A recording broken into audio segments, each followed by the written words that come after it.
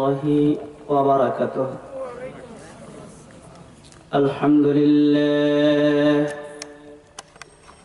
الحمد لله نحمده ونستعينه ونستغفره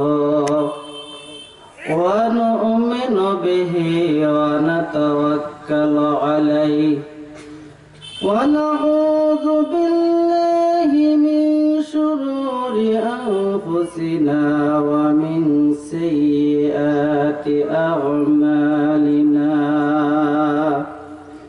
من يهده الله فلا مضل له ومن يضلله فلا هادي له وأشهد أن لا إله إلا الله وحده لا شريك له وأشهد أن محمدا عبده ورسوله أرسله بالحق بشيرا ونذيرا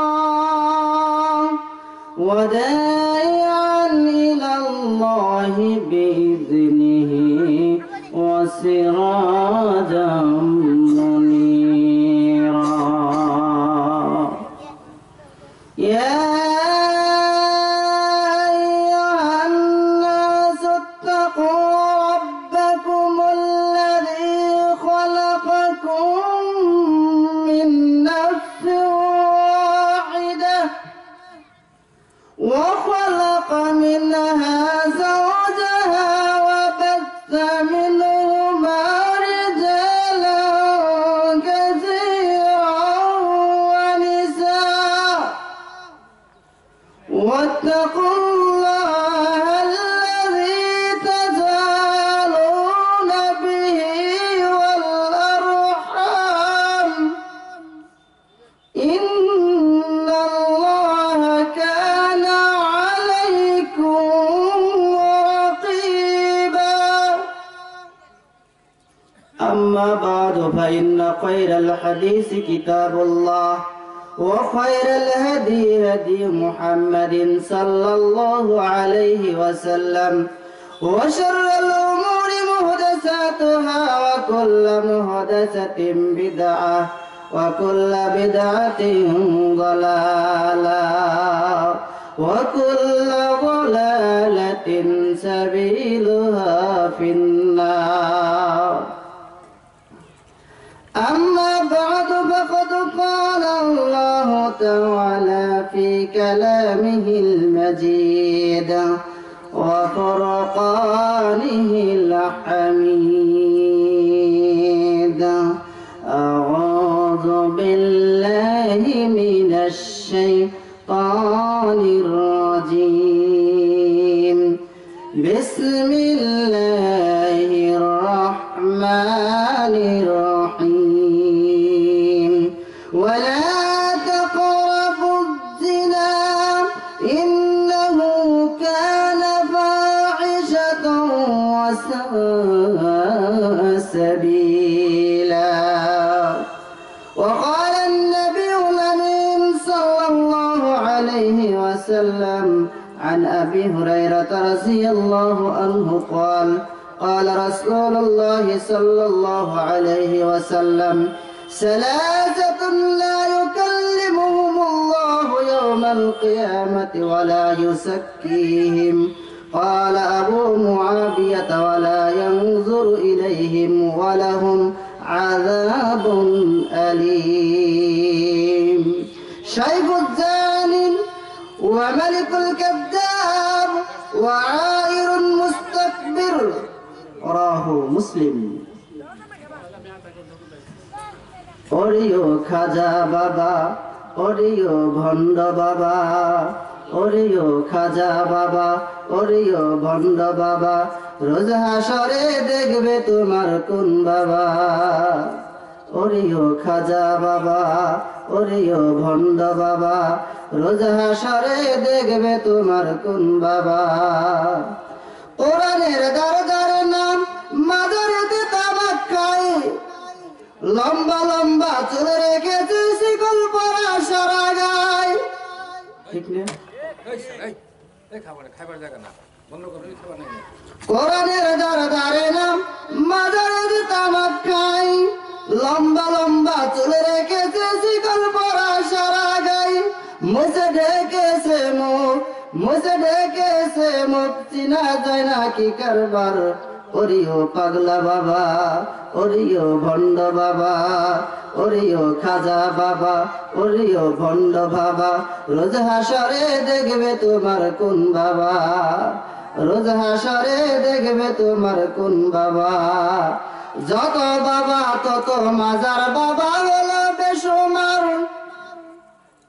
নিজের মায়ের লয় না খবর, মাজার তেলাল সালো। যত বাবা তত মাজার বাবা হলো বেসুমার। রেল লাইনে নাই রে মাজার, বাস লাইনে সব মাজার। নিজের বাবের লয় না খবর, নিজের বাবের লয় না খবর, মাজারে তেলাল সালো। নিজের মায়ের লয় না খবর, মাজারে তেলাল সালো। ওরিও ভণ্ড বাবা, ওরিও খাজা বাবা, ওরিও ভণ্ড বাবা। রোজ হাসরে দেখবে তোমার কোন বাবা, রোজ হাসরে দেখবে তোমার কোন বাবা। মাজার ব্যবসা ছেড়ে দিয়ে ধরো আল্লাহর দিন আইন। এখনো সময় আছে তওবা করে হও মুমিন। মাজার ব্যবসা ছেড়ে দিয়ে ধরো আল্লাহর দিন আইন। এখনো সময় আছে তওবা করে হও মুমিন। পিতা মাতার চরণ সেবায়, পিতা মাতার চরণ সেবায় হও রে ভাই জান্নাতি। ওরিও খাজা বাবা, ওরিও ভণ্ড বাবা। রোজ হাসরে দেখবে তোমার কোন বাবা, রোজ হাসরে দেখবে তোমার কোন বাবা। আলহামদুলিল্লাহ, সমস্ত প্রশংসা কার? সবাই বলুন কার? সমস্ত প্রশংসা শুধুমাত্র কেবলমাত্র একমাত্র আল্লাহ রাব্বুল আলামিনের জন্য, যে মহান আল্লাহ রাব্বুল আলামিনের অশেষ মেহেরবানিতে অগণিত রহমতের দরুন আমরা মুষ্টিময় দিনী মুসলিম ভাই দিনী বৈঠকে এসে বসার সুযোগ পেয়েছি। সেজন্য আমরা আল্লাহ রাব্বুল আলামিনের বারগাহে কালিমাতান শুকরান আদায় করি, সকলেই বলি আলহামদুলিল্লাহ। অতঃপর অগণিত দরুদ ও তাসলিম বর্ষিত হোক মানবতার মুক্তির দূত সাইয়্যিদুল মুরসালিন খাতামুন নবিয়্যিন শাফিউল মুজরিমিন রাহমাতুল লিল আলামিন নবিকুল শিরোমণি আকাই নামদার তাজদারি মদিনা দুলারে আমিনা জনাবে মুহাম্মদুর রাসূলুল্লাহ সাল্লাল্লাহু আলাইহি ওয়াসাল্লাম। আজকে আমরা বর্ণী পূর্বপাড়া জামে মসজিদের উদ্যোগে আয়োজিত এই মাহফিলে প্যান্ডেলের নিচে বসে খুশি না বেজার? সবাই খুশি? সবাই তো কথা বলছেন না। যারা খুশি তারা কথা বলছেন, যারা বেজার তারা কথা বলছেন না, নাকি? সকলে আমরা খুশি থাকবে, এজন্য এটা রহমানিয়া জলসা। এখানে এসে বসে আমরা ক্ষতিগ্রস্ত না লাভবান? আমরা সকলেই লাভবান। এ বিষয়ে আমার পূর্বের আলোচক তিনি কিছু ইঙ্গিত দিয়েছেন।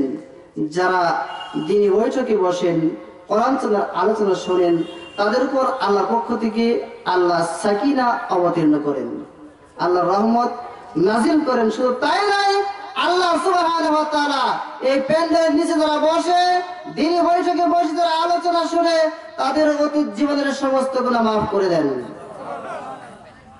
আল্লাহু আকবার।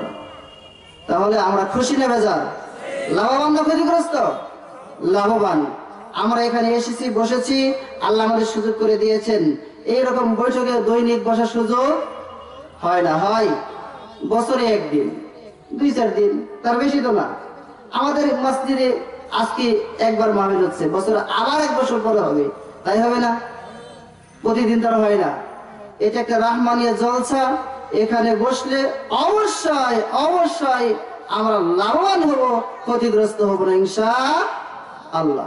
এজন্য আমরা সকলেই খুশি থাকবো, বেজার নয়। খুশি থেকে মাঝে মধ্যে বক্তব্যের সাথে 2-4টি কথা আপনারা বলবেন ইনশাআল্লাহ। আজকে আমার আলোচ্য বিষয় অবৈধ সম্পর্ক। অবৈধ সম্পর্ক এই বিষয়ের উপর গুরুত্বপূর্ণ তথ্যবহুল আলোচনার চেষ্টা করব ইনশাআল্লাহ আজিজ। যদি আল্লাহ তৌফিক দেন, সুযোগ করে দেন, তাহলে আমার বলার কোনো শক্তি নাই, আছে?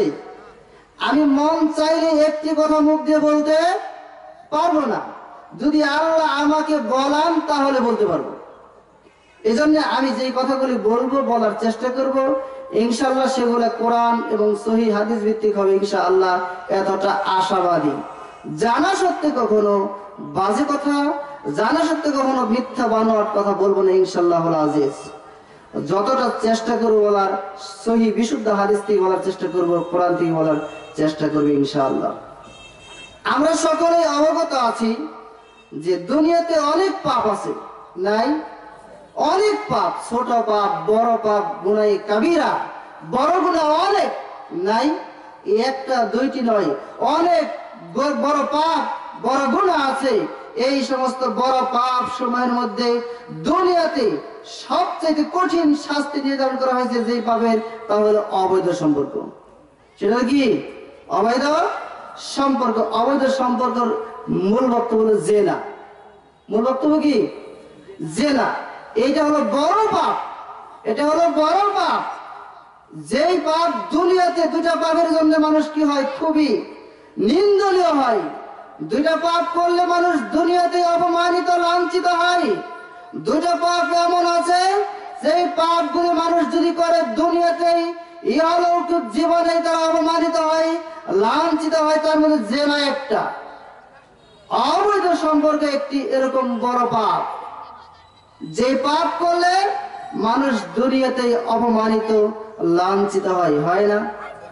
কথা বুঝেন নাই? জেনা যারা করে, অবৈধ সম্পর্ক যারা করে, তারা কি প্রকাশ্যে করে না গোপনে করে? বলেন, গোপনে না প্রকাশ্যে? গোপনে করে। কেন? এটা অন্যায়। এটা কি? অন্যায়। এটা লাঞ্ছিত কাজ, অপমানিত হওয়ার কাজ। যদি কোনো মানুষ জানে যে এই যুবক বা এই যুবতী অবৈধ সম্পর্ক করে, যদি কোনো মানুষ জানে এই যুবক যুবতী অবৈধ পথ পন্থায় তাদের দৈহিক চাহিদা পূরণ করে, তাহলে ওই মানুষকে কেউ ভালো চোখে দেখে না। কি কথা বলছেন না কেন? দেখে, তাকে সকলেই ঘৃণার চোখে দেখে। এটা দুনিয়াতে কি তার অপমান। জেনাকারীর বাস্তব বিচার বা সামাজিক বিচার যে যেমন অপমানজনক, তেমনি সমাজে সে সবচেয়ে বেশি ঘৃণিত, অপমানিত। জেনাকার ব্যক্তি জেনা করে কখনো গৌরব করে বলতে পারে না যে আমি এরকম অন্যায় কাজ করেছি, আমি জেনা করেছি। কেউ বলতে পারে?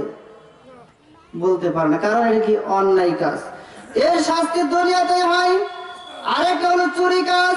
কোন মানুষ যদি চুরি করেন, চুরির বিচার অনুযায়ী, কোরআন এবং হাদিসের বিচার অনুযায়ী তার হাত কেটে দেওয়া হয়। চোরের বিচার হলো হাত কেটে দেওয়া। চোরের শাস্তি কি? দুনিয়াতে তার শাস্তি হলো, চোর যখন ধরা পড়বেন, চোর এবং চুন্নি যখন ধরা পড়বে, এদের ধরা পড়ার পরে যখন বিচার হবে, বিচার ফাইসালা হলো এদের এদের হাত কেটে দিতে হবে। যদি কোনো চোরের হাত কেটে দেওয়া হয়, চোরের হাত কেটে দিলে চোর মানুষের সামনে বের হতে পারবে? কি বুঝেন না কেন? কথা বলো না কেন? যদি চোরকে হাত কেটে দিলেন, চোরটা বাড়ির থেকে বের হলে মানুষ মনে করবে চোর, এই লোকটা চুরি করেছিল। মানুষ চিনুক আর নাই চিনুক, পরিচিত হোক আর অপরিচিত হোক, কোন মানুষ যদি হাত কাটা অবস্থায় বাড়ির থেকে রাস্তায় বের হয়, কোন মানুষের সামনে যখন পড়ে যায়, মানুষ জানবে লোকটা চুরি করেছে। এই জন্য লোকটা অপমান, অপদস্থ হয়ে যাবে, লজ্জায় বাড়ি থেকে বের হতে পারবে না। এটা হলো পৃথিবীতেই তার জন্য অপমানজনক। ঠিক না? এটা হলো পৃথিবীতে অপমানজনক। চোর লজ্জায় বাড়ি থেকে বের হতে পারবে না। অনুরূপ ভাবে যখন কোন জেনাকার নারী এবং পুরুষকে, জেনাকার নারী পুরুষকে ধরে, অবৈধ সম্পর্ক করা কোন নারী পুরুষকে ধরে তার বিচার করা হয়, তার বিচার অনুযায়ী কোরআন এবং হাদিসের বর্ণনা অনুযায়ী তার বিচার করা হয়। জনসম্মুখে মুসলমানদের সামনে যখন বিচার করা হবে, ওই লোকটা বাইরে বের হতে পারবে না। লোকটা যদি লজ্জা শরম থেকে থাকে, লোকটার যদি হায়া থেকে থাকে, তাহলে লোকটা মানুষের সামনে আসতে পারবে না। এই জন্য লোকটা দুনিয়াতেই অপমানিত, দুনিয়াতেই সে ক্ষতিগ্রস্ত। দুনিয়ায় যে অপমানিত, লাঞ্ছিত হবে, তার চাইতে অপমানিত কে আর হতে পারেন? এজন্য শাস্তিগুলো দুনিয়াতে এসে কি করে ভোগ করবে? দুনিয়ার শাস্তি তার জন্য নির্ধারিত। যে ধর্মটা তার দুর্নাম ছড়িয়ে পড়বে, তার বদনাম ছড়িয়ে পড়বে, মানুষ তাকে জেনাকার হিসেবে চিনবে, তাই না? যদি কেউ বলে এই জেনাকার, তাহলে তার সম্মান কি বাড়বে না কমবে? বলেন, বাড়বে না কমবে? তার সম্মান কমে যাবে, ইজ্জত থাকবে না। আজকে দেখুন সমাজে জেনা অহরহ চলছে না? জেনা বেশি না কম? সুদ বেশি না কম? চুরি ডাকাতি, আত্মসাৎ, ছিনতাই, মারামারি, কাটাকাটি, গুম হত্যা বেশি না কম? অহরহ চলছে। জেনা তার মধ্যে অন্যতম একটি। এটাকে মানুষ কোনো বিষয়ই মনে করে না, আর কেউ তো জানে না। আমি ফোনের মাধ্যমে কথা বলছি, ফোনে বলছি, কেউ দেখে নাই, কেউ শুনছে? আপনি যখন রাত্রিতে 12টার পরে অফার থাকে, সেই সুযোগে রাত্রির 12টার পরে ফোন আলাপ শুরু করেছেন প্রেমিকার সাথে, বান্ধবীর সাথে, আপনি তো দীর্ঘ সময় আলোচনা করে বক্ত কি আপনার এই কথাবার্তা বলছেন, অবৈধ সম্পর্ক করছেন, দুনিয়ার কেউ জানে না। জানে কে? কে জানেন? আল্লাহ। দুনিয়ার একজন মানুষ জানে না, মনে হয় কেরামান কাতিবুনও জানে না, নাকি জানে না? কেরামান কাতিবিনের কলম থেকে রক্ষা পাবে? কেরামান কাতিবিন ফেরেশতা আপনার সাথে সর্বক্ষণ থাকেন, সবসময় আপনার পাহারায় নিয়োজিত। আপনি যেই কাজ করেন না কেন, যখন যে কাজ করতেছেন, ওই কাজটা কেরামান কাতিবিন আপনার ডায়েরির মধ্যে লিখে রাখে। আপনার ডায়েরির মধ্যে লেখা থাকে, ওটা দেখে আল্লাহ কি করবেন? আপনার বিচার করবেন। আই কেরামান কাতিবিন আপনার সমস্ত আমল লিখে রাখে, একটা বাদ পড়বে না। মানুষকে যখন তার আমলনামা হাতে দেয়া হবে, মানুষ যখন কিয়ামতের ময়দানে আল্লাহর সামনে দণ্ডায়মান হবে, আল্লাহর সামনে দাঁড়িয়ে যাবে, তার বিচার ফয়সালা চলবে, বিচার করা হবে। আল্লাহ রাব্বুল আলামিন প্রত্যেকটা মানুষের আমলনামা এই কেরামান কাতিবিনের লেখা ডায়েরিটা তার হাতে দেওয়া হবে। যারা ঈমানদার মুত্তাকি হয়, পরহেজগার হবে, ওই সমস্ত ব্যক্তিদের আমলনামা ডান হাতে দেওয়া হবে। আর যে লোকগুলো পাক্কার হবে, অন্যায় কর্ম করবে, অবৈধ সম্পর্ক করে চলবে, ওই সমস্ত ব্যক্তিদের আমলনামা দেওয়া হবে বাম হাতে। শুধু বাম হাতেই নয়, এই বাম হাতটা তার বুকের এখান থেকে চিরে, বুকের এখান থেকে টেনে শিশ্রে বের করে পিছনের দিকে পিঠ চেড়ে বের করে ওখানে নিয়ে পিছনের দিকে দেবে। দেওয়ার পরে আপনার মাথাকে মটকিয়ে পিছের দিকে দেওয়া হবে। তখন আপনাকে বলা হবে, ইকরা কিতাবাকা ওয়াকাফা বিনাফসিকা ইয়াওমা আলাইকা হাসিবা। আল্লাহু আকবার। যখন আপনার আমলনামা দেওয়া হবে, হাতে দেওয়ার পর আপনাকে বলা হবে, ইকরা কিতাবাকা, তোমার কিতাব তুমি পাঠ করো, পড়ো। পৃথিবীতে এসেছেন আল্লাহ আপনাকে পড়তে বলেছেন, বলেন নাই? আপনার মানুষের সর্বপ্রথম শিক্ষা হলো কি? সর্বপ্রথম ফরজ যেটা আল্লাহ করে দিয়েছে সেটা হলো শিক্ষা। ইকরা বিসমি রাব্বিকাল্লাযী খালাক, প্রথমে আপনাকে শিক্ষা করতে বলছেন। আবার কিয়ামতের ময়দানে যখন আপনার বিচার হবে, তখনও আপনাকে বলা হবে, ইকরা কিতাবাকা, তোমার কিতাব কিরামান কাতিবিন যে ডায়েরি লিখেছেন, এই ডায়েরি আপনার হাতে তুলে দেওয়া হবে। তুলে দিয়ে বলা, ইকরা কিতাবাকা, তোমার ডায়েরি তুমি পাঠ করো, তোমার কিতাব তুমি পাঠ করো। ওয়াকাফা বিনাফসিকা ইয়াওমা আলাইকা হাসিবা, আজকে তোমার হিসাবের জন্য তুমি যথেষ্ট, তোমার নফসের হিসাবের জন্য তুমি যথেষ্ট। তুমি যা করেছো, যেই পাপগুলি করেছো, যেই ভালো কাজগুলি করেছো, সব এখানে লেখা আছে। তুমি পাঠ করে দেখো, পাঠ করে দেখে দেখে তুমি তোমার বিচার ফয়সালা করে নাও। কি হবে তোমার? হবে না? আমি যদি আমার পাপ সম্পর্কে জানি, আমার কাজ সম্পর্কে আমি জানি না, আমার কি হবে? একজন ছেলে মেয়ে যখন, একজন ছাত্র বা ছাত্রী যখন পরীক্ষার খাতায় লিখার পরে বলতে পারবে সে পাস করবে না ফেল করবে, বলতে পারবে না। যে ছাত্র বলতে পারবে না, ছাত্র না। যে বলতে পারবে না, কি ছাত্র না। কারণ আমি কি লিখেছি, আমি কি খাতায় লিখলাম, এটা আমার সব জানা না। হয়তো কিছু কম বেশি হতে পারে, কিন্তু আমি কি লিখেছি আমি জানি।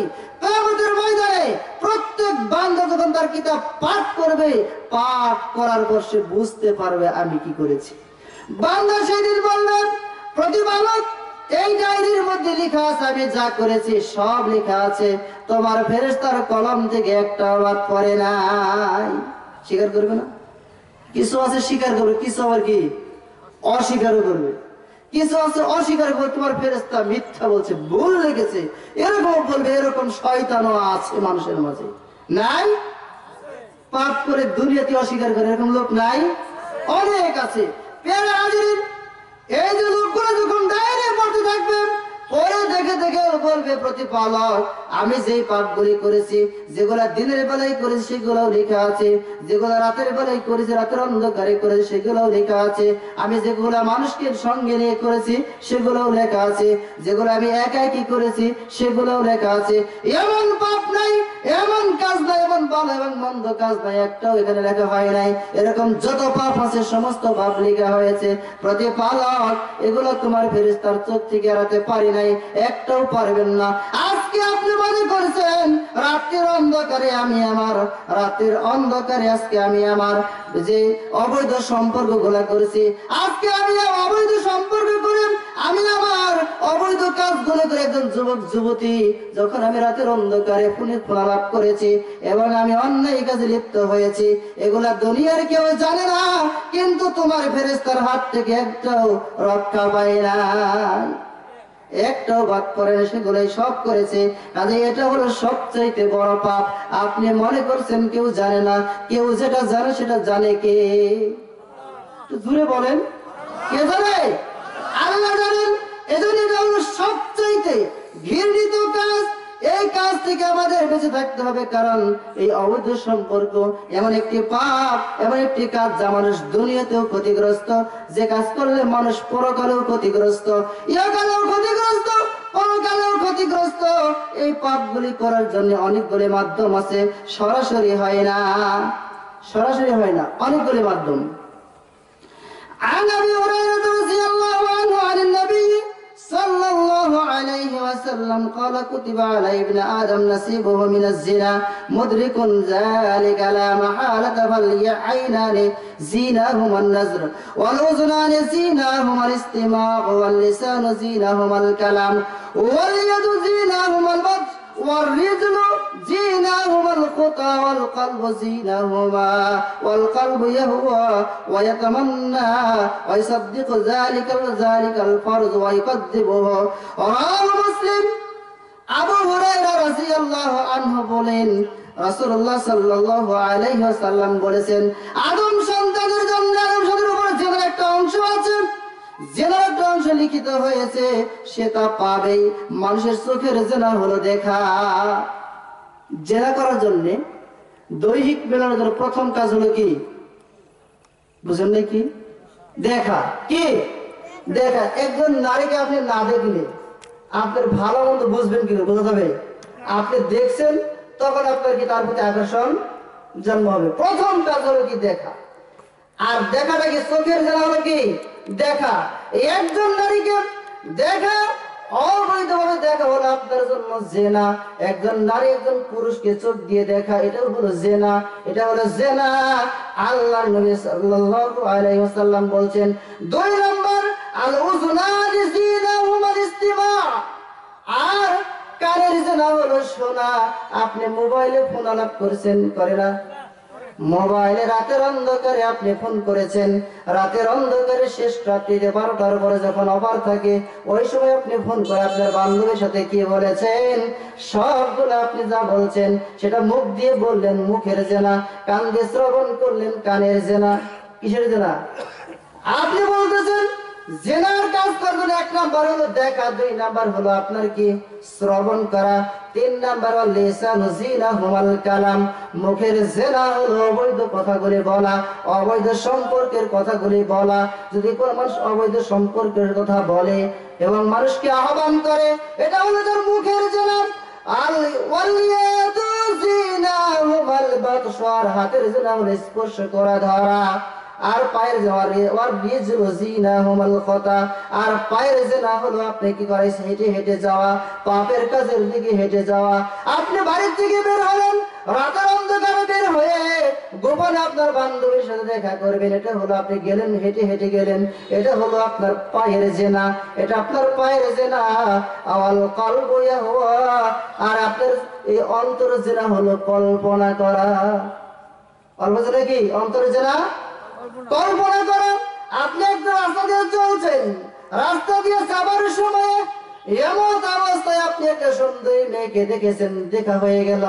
দেখার পর আপনি মনে মনে কল্পনা করলেন, আরে মেয়েটা কত সুন্দরী, আমার ওয়াইফের চেয়ে বেশি সুন্দরী। বলে না? মনে হয় বক্তব্য বুঝছেন অনেকে, বলে না কেন? কথা একটু হুহা বলতে হবে, তাহলে বুঝবেন আপনারা আসলের ঘুমাই গেছেন। পেয়ারা হাজির, যখন আপনি একজন নারীকে দেখলেন, দেখা আপনার জন্য হারাম। ওই নারীকে একবার চোখ পড়ে গেছে, হঠাৎ করে সামনাসামনি পড়েই গেছে। যখন পড়ে গেছে, আপনার নজরকে দৃষ্টিকে নিম্নগামী করতে হবে। আল্লাহর নবী সাল্লাল্লাহু আলাইহি ওয়াসাল্লাম বলছেন, গাজ্জাল বাসার, তোমার দৃষ্টিকে তুমি নিম্ন করে নাও, দৃষ্টিকে তুমি কি করে নিচু করে নাও, তোমার দৃষ্টি ওদিকে দেখবে না, দিবে না। একবার বলে আমাদের দেশের এক শ্রেণীর লোক আছে, তো একবার দেখা যায় যাচ্ছে, বলে কি বলে না? বলে না, একবার দেখা যায় যাচ্ছে। এই কথা বলে এই যে তাকাইছে তাকাইছে তাকাইছে, একবার দেখে এক দৃষ্টি হয়ে যায়, একবার পার হয়ে যায় 1.5 ঘন্টা। কি ঠিকঠাক বলেন? ভুল বলেন কিনা? একবার দেখা যায় তাকিয়ে আছে তো আছেই, কিন্তু আপনার একবার দেখা যায় কতটুকু? যখন আপনার দৃষ্টি পড়ে গেছে, সঙ্গে সঙ্গে গাজ্জাল বাসার, আপনার দৃষ্টিকে নিম্নগামী করতে হবে। পরেই যখন গেছে আপনি সঙ্গে সঙ্গে নিচু করে নেন, কোনো পাপ হবে না। কিন্তু আপনার এটা যদি দীর্ঘস্থায়ী হয়ে যায়, পাপ হবে, হবে না?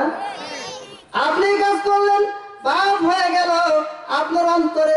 যখন আপনি চোখ দিয়ে দেখলেন, তখন অন্তরে কল্পনা শুরু করে দিলেন যে যদি এই নারীটা আমার স্ত্রী হতো তা তো ভালোই ছিল, কিন্তু তাও না, যদি একবার একটু কি বলে কি বলে না, মনে মনে কল্পনা করতেছেন, মনে মনে জল্পনা করতেছে, একবার যদি একে পাইতাম তাহলে মনের স্বাদ মেটাইতাম, মনের স্বাদ মিটিয়ে নিতাম, এরকম কল্পনা করলেন। এটা হলো আপনার মনের জেনা।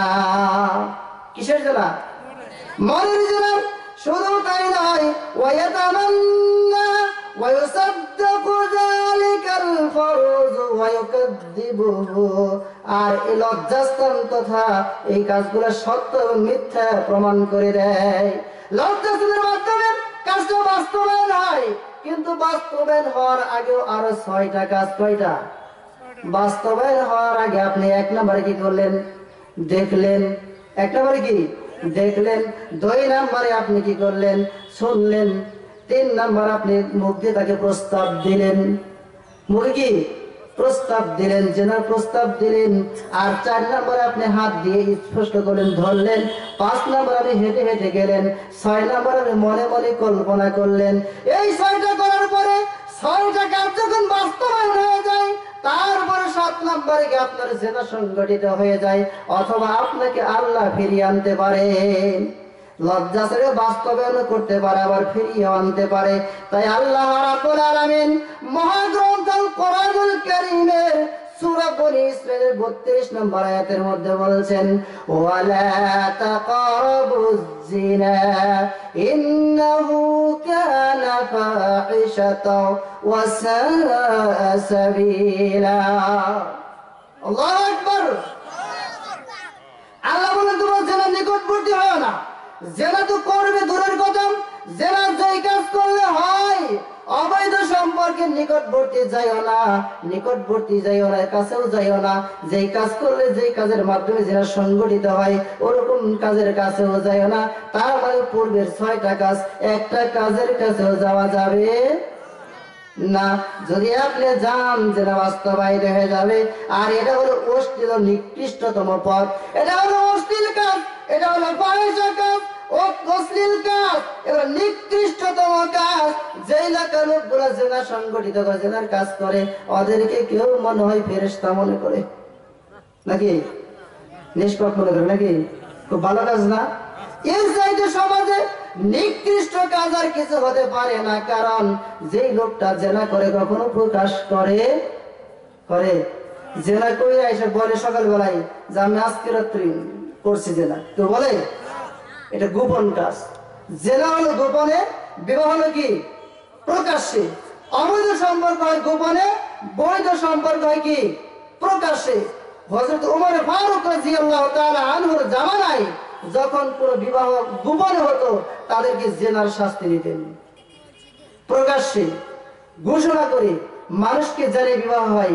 যেই কাজগুলি আজকে সমাজে হচ্ছে, আমার আপনার ছেলে মেয়ে ভাই বন্ধু বান্ধব আত্মীয় স্বজন করছে, এরা যেগুলো করছে গোপনে গোপনে করে, বাবা জানে না, মা জানে না, প্রতিবেশী গার্জেন কেউ জানে না, গোপনে গিয়ে কোর্ট ম্যারেজ করে নাই, গোপনে বিবাহ করে নাই, হাত ধরে পালিয়ে যায়, এগুলো হলো অবৈধ সম্পর্ক। এই কাজগুলি হলো কি জেনা। এই কাজগুলি কি জেনা। এই কাজ হয় না সমাজে, বেশি না কম? আর ভাই আজকে অবৈধ সম্পর্কের শেষ নাই। আমার আপনার ছেলে মেয়ে, আমার আপনার ভাই ভাতিজা, এরকম সকলেই কি করে বিভিন্ন প্রতিষ্ঠানে লেখাপড়া করে, করে কি করে না? লেখাপড়া করার জন্য কলেজে যায়, বিদ্যালয়ে যায়, কলেজ স্কুল কলেজে গিয়ে লেখাপড়া করে। লেখাপড়া করা অবস্থায় এই লোকগুলো যখন কলেজে যায়, ওখানে গিয়ে লেখাপড়া করার ফাঁকে মাঝে মধ্যে আবার কি করে, গোপন বৈঠক হয় না? গোপন বৈঠকে গিয়ে ফোন আলাপ হয়, সেখানে গিয়ে বন্ধুত্ব হয়ে যায়, বন্ধু বান্ধব হয়ে যায়, অবৈধ সম্পর্ক হয়ে যায়। অবৈধ সম্পর্ক হয়ে একদিন মাকে বলে, মা আমার এক বন্ধু আছে, নাম তার তুফান। কি নাম? এই কথা বলতে পারছেন না? নামে বলছি না, বলতে পারেন না কেন? নাম কি? তুফান। মনে হয় ভালো জিনিস নাকি? তুফান যখন আসে তখন কি আমরা খুব নিরাপদে থাকি নাকি? মেয়ে বলছে মাকে, মা আমার এক বন্ধু আছেন, কলেজে খুব ভালো ছাত্র, খুব মেধাবী ছাত্র, ভালো লেখাপড়া করে, স্বভাব চরিত্র খুব ভালো, খুব লাজুক ছেলে, বেশি কথা বলতেও চায় না। আমাদের বাড়িতে আসতে যাব লজ্জা পায়, আসেও না, লজ্জা পেয়ে আসে না। মাকে বলছে, মা আমার বন্ধু বাড়িতে আসতে চাই। মা বলছে, কেন কেন যাও, নিয়ে এসো, তাকে একদিন নিয়ে আসবে, তাকে একদিন বলবে তোমার আন্টি তোমাকে যেতে বলেছে। কি বলছে? মা মেয়েকে বলছে নিয়ে আসবে। নিয়ে আসছে, একদিন হঠাৎ করে নিয়ে আসছে। বাড়িতে আসার পরে বাড়িতে এসে বাড়িতে ঢুকেছে। বাড়িতে ঢোকার তার কোনো আমাদের বাধা বিপত্তি নাই, যে কোনো সময় যে কোনো বাড়িতে ঢোকা যায়, যায় না? যে কোনো সময় যে কোনো বাড়িতে ঢোকা যায়, যে কোনো সময় যে কোনো বাড়িতে প্রবেশ করা যায়, পর্দার তো বালাই নাই। এরকম ভাবে লোকটা ঢুকে পড়েছেন। ঢোকার পরে আন্টিকে সালাম দিয়েছে। আন্টি সালামের জবাব বলে, আরে তুফান ভাতিজা তুমি কোথায় ছিলে বাবা? তুমি আসো না কেন? তুমি লজ্জা পাও কেন? তোমার লজ্জা কেন হয়? আমি তোমার আন্টি লাগি, আমি তোমার আন্টি লাগি। আরে মা বোন আন্টি শব্দ শুনলে তো একেবারে পাগল হয়ে যায়, মনে হয় জানটা বের করে দিয়ে দেবে, বলে না? এরকম না? আন্টি বলছে আর মহা খুশি। আমি তুফান আসছেন। তোমার এসে যখন বাড়িতে প্রবেশ করেছে, এই লোকটা যখন বাড়িতে প্রবেশ করেছে, মা তাকে বাড়িতে বসতে দেয়, ঘরে নিয়ে আপনার ওই একেবারে নিতে নিতে একবারে নিজের স্পেশাল রুমে নিয়ে যায়, ওখানে বসতে দেয়। বসতে দিয়ে বলে, বাবা তুমি বসো, তুমি কেমন আছো, তোমার মা কেমন আছে, তোমার বাবা কেমন আছে, ভালো মন্দ জিজ্ঞেস করে, বাবা তুমি বসো, তোমার জন্য আমি চা করে নিয়ে আসছি। মেয়েকে আর ওই ছেলেকে ঘরের ভিতরে দিয়ে, মেয়েকে আর ওই ছেলেকে ঘরের ভিতরে রেখে বাবা ওই মা চলে যায় তার জন্য চা করার জন্য। এই যে মা এবং মা তার মেয়েকে আর বন্ধু তুফানকে ঘরে রেখে চলে গেল। ওই সময় মনে হয় বন্ধু তুফান তাহাজ্জুদ পড়তেছিল, বুঝেন নাই? বন্ধু তুফান ঘরের ভিতরে কি ওই বান্ধবীকে পেয়ে তাহাজ্জুদ করছে নাকি? কি করছে? যা পারে তাই। এর নাম অবৈধ সম্পর্ক। এর নাম কি? এর নাম কি? অবৈধ সম্পর্ক। শুরু হয়ে গেল। অথচ আল্লাহ বলছে, ওয়ালা তাকরাবুজ জিনা ইন্নাহু কানা ফাহিশাতাও ওয়া সাআ সাবিলা। তোমরা জিনার কাছেও যাইও না, অবৈধ সম্পর্কের কাছেও যাইও না। এটা হলো নিকৃষ্টতম অশ্লীল কাজ, এটা হলো নিকৃষ্ট অশ্লীল একটা পন্থা। এই কাজ থেকে তোমাদেরকে অবশ্যই দূরে থাকতে হবে। যদি কোনো মানুষ এভাবে এই কাজগুলি করে তাহলে তার আমল নষ্ট হয়ে যাবে। যদি কাজগুলি করে তাহলে ওর সমস্ত আমল আল্লাহ নষ্ট করে দিবেন। প্রিয় হাজিরিন, এই কাজগুলি করতে আল্লাহ নিষেধ করেছেন, অথচ যেই কাজগুলি করতে আল্লাহ আমাদেরকে নিষেধ করেছেন আমরা ওই কাজগুলি বেশি বেশি করে করি। ঠিক না বেঠিক? যেই কাজ আল্লাহ হারাম করেছেন ওই কাজ মানুষ বেশি করে না কম করে? বেশি না কম? আল্লাহ সুদ খাইতে হারাম করেছেন, হারাম করেছেন? মানুষ বেশি খায় না কম খায়? আল্লাহ নেশা করতে হারাম করেছেন, হালাল করেছেন? মানুষ বেশি খায় না কম খায়? বেশি না কম? যেটাকে আল্লাহ হারাম করেছেন মানুষ ওইটাই বেশি করে, যেটাকে আল্লাহ নিষেধ করেছেন আর ওইটা আল্লাহ বেশি করে, মানুষ বেশি করে। আল্লাহ অবৈধ সম্পর্ক নিষেধ করেছেন, মানুষ এটা বেশি করে। অবৈধ সম্পর্ক করে মানুষ তখন যখন অবৈধ খাবার খায়, যখন অবৈধ ভক্ষণ করে বেশি, অবৈধ কাজ করে তখন বেশি। বুঝেন নাই? আল্লাহ সুবহানাহু ওয়া তাআলা আদম আলাইহিস সালামকে বলেন, ওয়ালা তাকরাবু হাযিহিস শাজারা, তোমরা এই গাছের নিকটবর্তী হয়ো না। এই গাছের নিকটবর্তী হয়েছে, ওই গাছের ফল খেয়েছে, তারা উলঙ্গ হয়েছিল। হয় নাই? জানেন না? শুনে নেই কোনোদিন? আদম আলাইহিস সালাম কি করেছেন? নিষিদ্ধ গাছের ফল খাওয়ার কারণে তাদের লেবাস খসে খসে পড়ে যায়। আজকে দুনিয়ার মানুষ অবৈধ হারাম পন্থায় উপার্জিত সম্পদ খাওয়ার কারণে মানুষ আজকে উলঙ্গ বের হয়ে অবৈধ সম্পর্ক করতে দ্বিধাবোধ করে না। যেই পরিবার লোক হালাল খায়, ওই পরিবার লোক সাধারণত অবৈধ সম্পর্ক কমই করে। দুই একটা হলে হতে পারে, সে ব্যতিক্রম ধনী।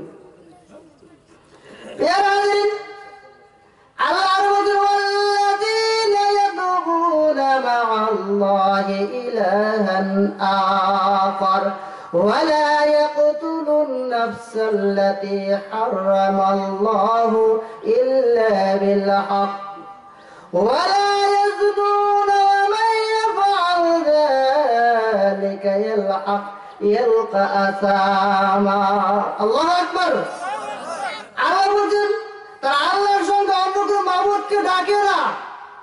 যারা ভালো মানুষ তারা অন্যায় কাজ করে না, আল্লাহর সাথে অন্য কাউকে শরীক স্থাপন করে না, শিরক করে না।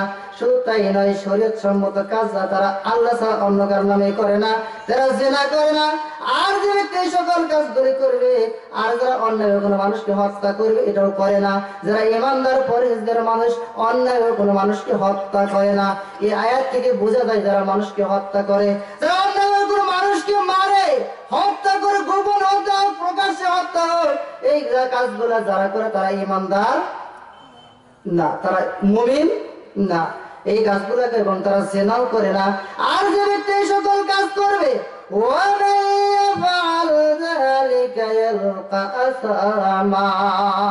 যারা এই দিকে আল্লাহর সাথে অন্য কাউকে ডাকবে, যারা অন্যায় মানুষকে হত্যা করবে, যারা জেনার কাজ করবে, এই লোকগুলো ক্ষতিগ্রস্ত হবে। এই লোকগুলি ভালো মানুষ না, এগুলো শাস্তিযোগ্য কাজ করবে। আর যে সকল কাজ করবে, তাকে কাজ করে সে শাস্তি ভোগ করবে, তার কঠিন আযাব হবে, তার কঠিন শাস্তি হবে। কিয়ামতের দিন তার শাস্তিকে দ্বিগুণ করা হবে।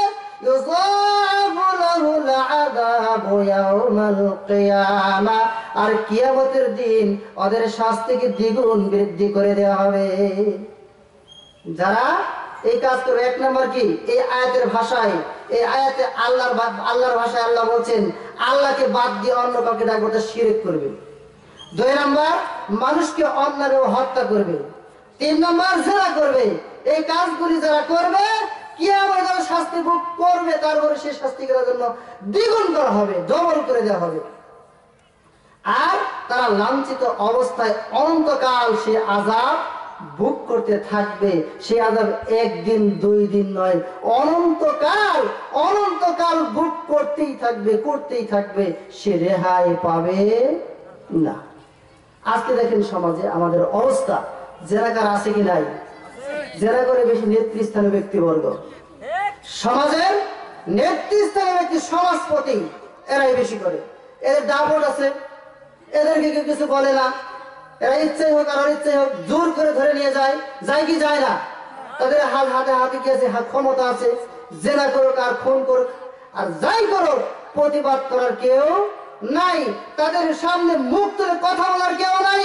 এজন্য গ্রামের এলাকার সমাজের সুন্দরী মেয়েগুলো বাড়িতে থেকে বের হতে পারে না। এরকম সমাজে কাজ সবচেয়ে বেশি। ধরে ধরে নিয়ে যায়, জোর করে, যা খুশি তাই করে। মায়ের সামনে মেয়েকে আজকে দর্শন করে, করে কি করে না? ছেলের সামনে মাকে দর্শন করে, করে কি করে না? আজকে স্বামীকে হাত পা বেঁধে ফেলে দিয়ে স্বামীর সামনে স্ত্রীকে দর্শন করে, করে কি করে না? মনে হয় আমি আপনাদের কথা বুঝাইতে পারছি না, কারণ আপনি ঠিকঠাক কিছুই বলছেন না। এগুলো হচ্ছে না সমাজে। পত্র পত্রিকা গুছিয়ে দেখেন, পত্র পত্রিকা গুছাইলেই দেখবেন এই কাজগুলি।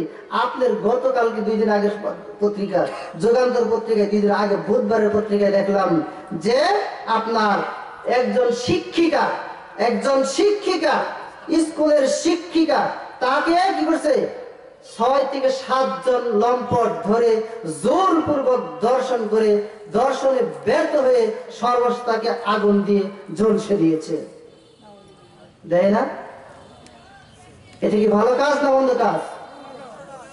এটা ভালো কাজ না মন্দ কাজ? এই কাজগুলি সমাজে হচ্ছে না। অথচ এগুলো করতে কে নিষেধ করেছেন? আল্লাহ। আজকে এই কাজগুলি হওয়ার জন্য দায়ী কে? প্রত্যেক পরিবারবর্গের যারা প্রধান, তারা হলো এই জন্য দায়ী। কারণ আমি এবং আপনার পরিবারের প্রধান যারা, আমার পরিবারের প্রধান আমি, আপনার পরিবারের প্রধান আপনি। আপনার দায়িত্ব ছিল আপনার স্ত্রীকে, আপনার দায়িত্ব ছিল আপনার মেয়েকে, আপনার অধীনস্থ লোকদেরকে পর্দা মেনটেন করে চলা, ছিল না? আপনি তো আরো বললেন তুফানকে নিয়ে আসো, তুফানকে বাড়িতে এনে চা করার জন্য আপনি রুমে গেলেন, তুফানকে আর মেয়েকে ঘরে দিয়ে গেলেন। আধা ঘন্টা পরে আসলেন, চা করতে সময় লাগে নাই, এর মধ্যে তাহাজ্জুদ পড়া শেষ। আমার অন্যায় কাজগুলি করছে আপনি বাবা, আজকে মসজিদের ইমাম সাহেব, আপনি মসজিদ কমিটির সভাপতি, আপনি সমাজপতি, আপনি বড় নেতা, আপনি বড় অভিভাবক, খুব বড় চোখে কথা বলছেন, বড় মুখে কথা বলছেন যে আমি সমাজের একজন প্রভাবশালী ব্যক্তিত্ব। অথচ দেখেন আপনার ছেলে, আপনার মেয়ে অবৈধ সম্পর্ক করে সমাজ নষ্ট করে দিয়েছে। দেয় না? এগুলোই বেশি হয়। আমি মনে করছি বাবা খুব ভালো মানুষ। না না, আপনার মেয়ে কি করে আপনার খোঁজ নিয়ে দরকার আছে কি নাই? আপনার খবর দায়িত্ব নয়? আপনার ছেলে কি করে, কোথায় যায়, কি কাজ করে, কার সাথে আপনার মোবাইলে চ্যাটিং করে আপনার দেখা দরকার আছে কি নাই? আপনি তো মেয়েকে একটা বড় হ্যান্ড এই কি করেছেন, বড় সেট কিনে দিয়েছেন, স্ক্রিন টাচ অ্যান্ড্রয়েড সেট কিনে দিয়েছেন, আর কিনে দিয়ে আপনি নিশ্চিন্তায় বসে আছেন। সবাই বলে অমুকের মেয়ে, অমুকের ছেলে খুব বড় একটা সেট চালায়, খুব ভালো দামি সেট চালায়। আপনি এই অহংকারে, আপনি এই গৌরবে আত্মহারা হয়ে আছেন, কিন্তু আপনার মেয়ে বা আপনার ছেলে ওই সেট চালিয়ে কি করে আপনি কখনো খোঁজ নিয়েছেন? প্রত্যেক গার্জিয়ানকে খোঁজ দিতে হবে। প্রত্যেক গার্জিয়ানকে এই মোবাইলে আপনার মেয়ে বা আপনার ছেলে কি করেন সেটা আপনাকে দেখতে হবে। কেন? আপনি দায়িত্বশীল, আপনি একজন দায়িত্বশীল। আপনার দায়িত্ব সম্পর্কে আল্লাহর সামনে জবাবদিহি করতে হবে। আল্লাহ আপনাকে ধরবেন। আলা কুল্লুকুম রাইন ওয়া কুল্লুকুম মাসউলুন আন রাইয়াতিহি। আমরা প্রত্যেকে দায়িত্বশীল, প্রত্যেকে দায়িত্ব সম্পর্কে জিজ্ঞেস করা হবে। আমাকে জিজ্ঞেস করা হবে আমি আমার দায়িত্ব কতটা পালন করেছি, আপনাকে জিজ্ঞেস করা হবে আপনি কত দায়িত্ব পালন করেছেন। প্রত্যেককে জিজ্ঞেস করা হবে, জবাব দিয়ে আপনাকে সামনে এগোতে হবে। জবাব না দেওয়া পর্যন্ত আপনি সামনে যেতে পারবেন না।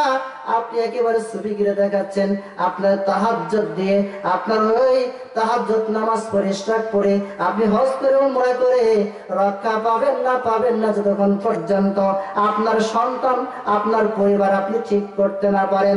আপনার পরিবার আপনাকে ঠিক করতে হবে, আপনার পরিবার অন্য কেউ ঠিক করে দেবে না। আজকে আমি যতই ওয়াজ করি, যতই বক্তব্য দেই, পরিবার কার? আমি যতই ওয়াজ করি, আপনার পরিবারে ওয়াইফ কার? আপনার। মেয়ে কার? আপনার। আমার বক্তব্যে 1 ইঞ্চিও পরিবর্তন হবে না।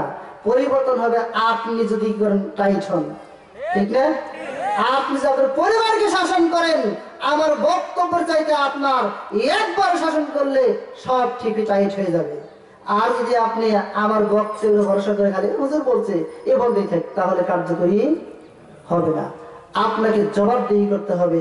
আজকে আপনার ছেলে আপনাকে কিছু বলবে না, আপনার মেয়ে আপনাকে কিছু বলবে না, কিন্তু যখন এই ছেলে মেয়ে জাহান্নামে নিয়ে যাওয়া হবে, এই ছেলেকে জাহান্নামে নিক্ষেপ করা হবে, এই মেয়েকে জাহান্নামে নিক্ষেপ করা হবে, তখন আপনার ছেলে আপনার মেয়ে আপনার বিরুদ্ধে আল্লাহর কাছে মামলা দায়ের করে বলবে, আমার বাবা আমাকে অ্যান্ড্রয়েড সেট কিনে দিয়েছিল, আমাকে আইফোন কিনে দিয়েছিল, আমাকে একবার বলে নাই এই কাজ করা যাবে না, অবৈধ সম্পর্ক করা যাবে না। তখন আপনার অবস্থা কি হবে? তখন সন্তান বলবে, প্রতিপালক আমার পিতামাতা আমাকে নামাজের কথা বলে নাই, আমাকে পর্দা করতে বলে নাই, আমাকে অবৈধ সম্পর্ক ছাড়তে বলে নাই, একদিনও বলে নাই প্রতিপালক আজকে আমি একা জাহান্নামে যাব না, আমার পিতামাতা কোথায় আছে, আমার পিতামাতাকে আমার সামনে হাজির করা হোক, আমার পিতামাতাকে আমার সামনে হাজির করা হোক, আমি আমার পিতামাতাকে নিয়ে জাহান্নামে যাব। তখন আল্লাহর হুকুমে আপনার পিতামাতাকে আপনার পিতামাতাকে আপনার সামনে হাজির করা হবে। পিতামাতাকে সামনে হাজির করার পরে ওই সন্তান পিতামাতার বুকের উপর লাথি মেরে লাফিয়ে জাহান্নামে নিক্ষিপ্ত হবে। অবস্থা কেমন হবে আপনার? কেমন অবস্থা হবে আমার? চিন্তা করেছেন? আমাদের সকলের পিতামাতা আছে নাই? সকলের পিতামাতা যাদের মারা গেছেন, তারা তো মারা গেছেন, হয়তো তারা বলে নাই এই জন্য হন নাই, কিন্তু আজকে আপনি সতর্ক সাবধান হয়ে যান। আপনাকে এটা জরুরি হতে হবে, নচেত আপনার সমস্ত আমল বরবাদ হয়ে যাবে। জেনাকারের কোন ইবাদত আল্লাহ দরবার কবুল হবে না। অবৈধ সম্পর্ক যারা করে তাদের কোন ইবাদত আল্লাহর দরবার কবুল হবে না। আর উসমান ইবনে আবির আস রাদিয়াল্লাহু আনহুমা আর রাসূলুল্লাহ সাল্লাল্লাহু আলাইহি ওয়াসাল্লাম قال تفتحوا ابواب السماء نصف الليل। উসমান ইবনে আবিল আস রাদিয়াল্লাহু আনহু বলেন, রাসূলুল্লাহ সাল্লাল্লাহু আলাইহি ওয়াসাল্লাম বলেছেন, অর্ধরাতে আকাশের দরজা খোলা হয়। কখন? কখন? অর্ধরাতে আসমানের দরজা খুলে দেওয়া হয়। রাত্রি যখন অর্ধেক হয়ে যায়, আল্লাহ সুবহানাহু ওয়া তাআলা আসমানের দরজা খুলে দেন এবং খুলে দিয়ে আল্লাহ আহ্বান করেন, কে আছো? ফায়ুনাদি মুনাদি হাল মিন দাইন ফাইস্তাজাবু লাহু। কে আছো? আমি আল্লাহর কাছে প্রার্থনা করবে, তোমার প্রার্থনা কবুল করা হবে। কে আছে? আমি আল্লাহর কাছে সাহায্য প্রার্থনা করবে, আমি আল্লাহ তোমার সাহায্য করব, তোমাকে তোমার সাহায্য করার জন্য আমি প্রস্তুত। কে আছো সংকটে নিমজ্জিত? কোন লোকটা আছো বিপদে আছো? কোন লোকটা বিপদের মধ্যে পতিত আছো? তুমি আমি আল্লাহর কাছে বিপত্তি উদ্ধার চাও, আমি আল্লাহ সুবহানাহু ওয়া তাআলা তোমার বিপদকে আমি দূর করে দেব। সুবহানাল্লাহ বলুন না। যে আল্লাহ আপনাকে সাহায্য করবেন, যে আল্লাহ আপনাকে ক্ষমা করে দিবেন, যে আল্লাহ আপনার চাহিদা পূরণ করে দিবেন, বিপদ থেকে উদ্ধার করবেন, সে আল্লাহর পবিত্রতা বর্ণনা করা দরকার আছে কি নাই? এই জন্য সুবহানাল্লাহ বলা দরকার আছে নাই? সুবহানাল্লাহ বলতে হবে মাঝে মধ্যে। বললে কি হবে? তো নেকি হবে, গুনাহ হবে না। গুনাহ হবে? সুবহানাল্লাহ বললে কি হয়? নেকি হয় না গুনাহ হয়। একবার যদি কেউ সুবহানাল্লাহ বলে, তাহলে তার নেকি আসমান থেকে জমিন পর্যন্ত ফাঁকা জায়গা আছে, নেকি দ্বারা আল্লাহ তা পরিপূর্ণ করে দেন। শুধু তাই নয়, একবার সুবহানাল্লাহ বললে আপনার জন্য জান্নাতে একটি ফলবান বৃক্ষ রোপণ করা হয়। যে বান্দার জন্য আল্লাহ জান্নাতে একটা ফলবান বৃক্ষ রোপণ করলেন, গাছ বললেন, ওই বান্দা কি জান্নাতে যাবে না জাহান্নামে যাবে? বলেন। তাহলে সুবহানাল্লাহ আজকে বললেন জান্নাত পাওয়ার আশায়, আল্লাহর দয়া পাওয়ার আশায়, নাকি? যদি না বলেন তাহলে আলোচনা শুনলে লাভ কি? কিছু সওয়াব তো নিয়ে যেতে পারবেন না, কিছু নেকির প্রয়োজন আছে। আল্লাহ বলছেন, আল্লাহ নবী বলছেন, এইভাবে বান্দার কাছে এসে আল্লাহ কি করেন? দুনিয়া আসমানে দরজা খুলে দেন। দুনিয়া আসমানে নেমে এসে আল্লাহ সুবহানাহু ওয়া তাআলা বান্দাদেরকে ডাকতে থাকেন। যে আল্লাহ বান্দাকে ডাকে, ওই আল্লাহ বান্দাকে ক্ষমা করতে পারে কি পারে না? পারে না। ওই আল্লাহ ক্ষমা করার জন্য প্রস্তুত, ওই আল্লাহ বান্দাকে মাফ করে দেওয়ার জন্য প্রস্তুত, সর্বক্ষণ প্রস্তুত থাকেন। তারপর বিশেষ করে রাত্রির শেষ তৃতীয়াংশে, এই হাদিসের অর্ধাংশে বলা হয়েছে, রাত্রির শেষ ভাগে অর্ধেক যখন শেষ হয়ে তার পরের অংশে আল্লাহ সুবহানাহু ওয়া তাআলা দুনিয়ার আসলে নেমে এসে ডাকতে থাকেন আর বলতেন তোমাদের সকল সমস্যার সমাধান করে দেব আমি আল্লাহ। নিশ্চয় আল্লাহ তার মাখলুকের পাশেই থাকেন, তার সৃষ্টি যে সবসময় পাশেই থাকেন।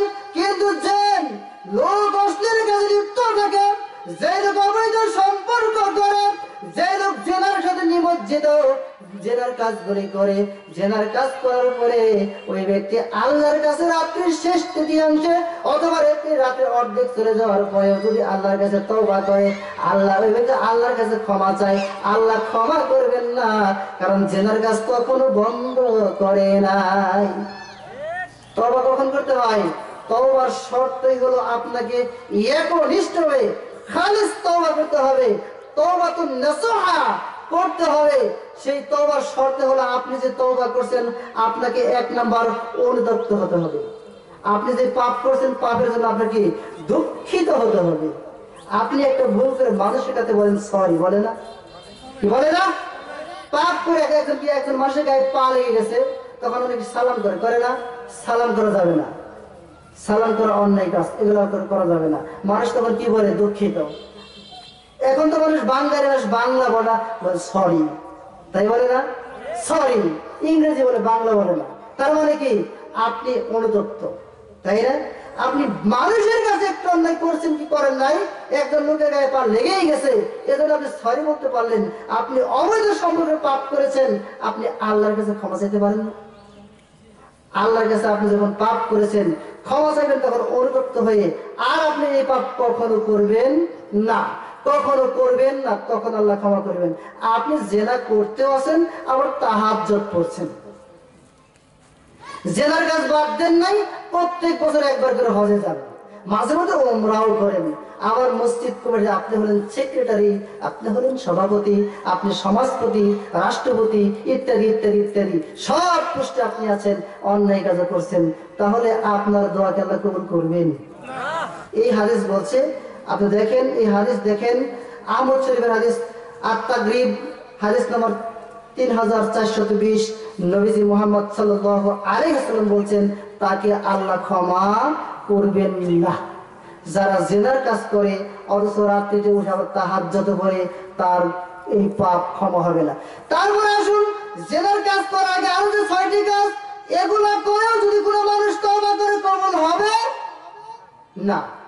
আপনি জেনার কাজ করেন নাই, মা বোনদেরকে দৃষ্টি আকর্ষণ করে বলছি, আমরা কি করছি? মা বোনেরা অধিকাংশ সময় বেপরদা হয়ে রাস্তায় চলে ফিরে, চলে কেন চলে না? রাস্তায় ঘোরাঘুরি করে, বাজারে যায়, মার্কেটে যায়, যেখানে সেখানে বাড়ির থেকে বের হয়, পর্দা লাগে না, ওড়না লাগে না, কোনো বোরকা নাই, কোনো পর্দা নাই, কোনো পদ নাই, সর্ব অবস্থায় লোকটা কাজ করছে, অন্যায় কাজের সাথে জড়িত। এই কাজগুলি করছেন, আবার গিয়ে নামাজও পড়ে, আবার অন্যায় কাজ সবই করে। সব করার পরেও লোকটা যদি মনে করে আমি একজন নিষ্পাপ মানুষ, তাহলে হবে?